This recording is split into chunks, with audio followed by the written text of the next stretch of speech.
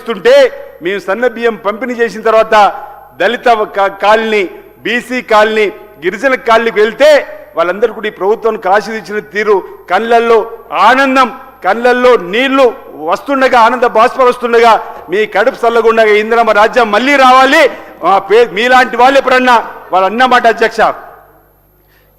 ఏ రోజన్నా మా ఇంటికి మీలాంటి వాళ్ళు వచ్చినా, మా చుట్టాలు వచ్చినా పిసిపి పట్టుకొని దుకాణానికి వెళ్ళి ఓ కిలో సన్న బియ్యం తీసుకొచ్చి వాళ్ళకి పెట్టేవాళ్ళం, మేము దొడ్డు బియ్యం తినేవాళ్ళం.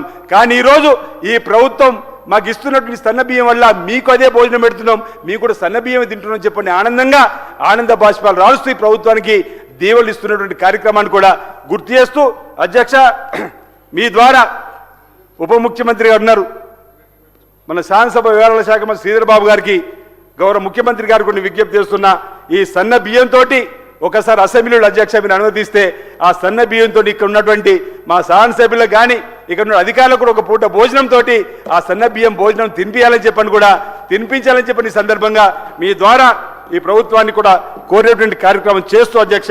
ఎందుకంటున్నానంటే అధ్యక్ష, ఒకసారి మనం కూడా అంటే ఇప్పటికే వెళ్ళి వారితో పాటు కలిసి భోజనాలు చేసినాం, కానీ అసెంబ్లీ సాక్షిగా కూడా మనందరం కూడా సన్నబియ్యంతో ఒకసారి భోజనం కూడా చేసే ఏర్పాటుకు మీరు అనుమతించాలని, ఆ అవకాశం కల్పించాలని ప్రభుత్వం సందర్భంగా నేను కోరుతున్నాను అధ్యక్ష.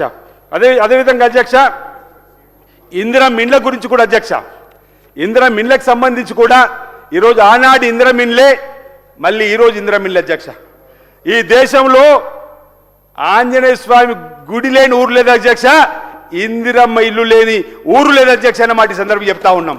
కానీ మధ్యలో 10 సంవత్సరాలు డబుల్ బెడ్రూమ్ పేరిట ఊరించి ఎక్కడా కూడా డబుల్ బెడ్రూమ్ రాని గ్రామాలు మనం అనేకం చూసినాం అధ్యక్ష. కానీ ఈరోజు ఇందిరమ్మ ఇళ్ళ పేరిట ఈరోజు 3500 నియోజకవర్గానికి ఈరోజు 4,50,000 ఈ రాష్ట్ర వ్యాప్తంగా ఇస్తే 22,000 పైచిల్ కోట్లు కేటాయించుకున్నాం. ఇప్పటికే 5,7300 కోట్లను కూడా ఈరోజు ఇందిరమ్మ ఇల్లు నిర్మాణం చేసుకున్న వారికి పంపిణీ చేసిన అధ్యక్ష అన్నమాట. ఈ సందర్భంగా నేను చెప్తూ, ఇందిరమ్మ ఇల్లు నిర్మాణంతో ఈరోజు గ్రామాల్లో కూలికి పని దొరికింది, సుతారికి పని దొరికింది, ట్రాక్టర్కి పని దొరికింది, డ్రైవర్కి పని దొరికింది, స్టీల్ సిమెంట్ దుకాణదారులకు కూడా పని దొరికి ఈరోజు ముందుకు పోతున్న సందర్భాన్ని మీ అందరికీ కూడా గుర్తు చేసిన అధ్యక్ష. స్వయం మహిళా సంఘాల కోసం కూడా ఈరోజు శ్రీనిధి ద్వారా 1,00,000 కోట్లు రుణం ఇవ్వాలని చెప్పని ముందుకు పోతుంటే ఈ 2 ఏళ్లలోనే ఇప్పటికే 57,000 కోట్ల రూపాయలు రుణాల రూపంలో పంపిణీ చేసినాం. సకాలంలో వడ్డీ కట్టిన వారికి ఇప్పటికే 3 సార్లు వారి ఖాతాల్లో కూడా సకాలంలో కట్టిన వడ్డీని కూడా ఇచ్చినటువంటి సందర్భాన్ని, ఇంచుమించు 600 బస్సులు కూడా ఈరోజు మహిళా సంఘాలకు ఇచ్చినటువంటి సందర్భం కూడా గుర్తు చేస్తా అధ్యక్ష. వీళ్ళు మాట్లాడితే 6 గ్యారంటీలు ఎక్కడ జరుగుతున్నాయి, ఎక్కడ అమలు అవుతున్నాయి అని చెప్పిన మాట అంటున్నారు. 6 గ్యారంటీలు ఈరోజు 5 గ్యారెంటీలు అమలవుతున్నాయి అధ్యక్ష.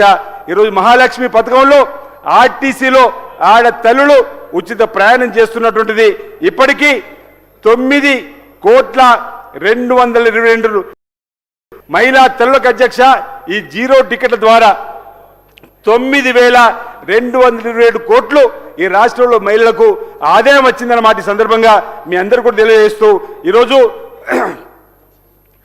53,09,000 కుటుంబాలు ఇందులో లబ్ధి పొందుతుందన్నమాట. ఈ సందర్భంగా మీకు మనవి చేస్తూ అధ్యక్ష, ఈ విద్యా సంవత్సరం నుంచే విద్యా విధానాలు కూడా నూతన మార్పులు తీసుకొచ్చి ఇప్పుడే మా అన్నగారు కూడా చెప్పడం జరిగింది, పబ్లిక్ స్కూల్స్ను కూడా ఈ నుంచి ఏర్పాటు చేసి వారికి ఆ బ్రేక్ఫాస్ట్ మధ్యాహ్న భోజనం కూడా ఇవ్వడానికి కోసం మేము ప్రయత్నం చేస్తున్నాం అధ్యక్ష. అంతేకాదు అంచేత ప్రతిష్టాత్మకంగా యంగ్ ఇండియా ఇంటిగ్రేటెడ్ రెసిడెంట్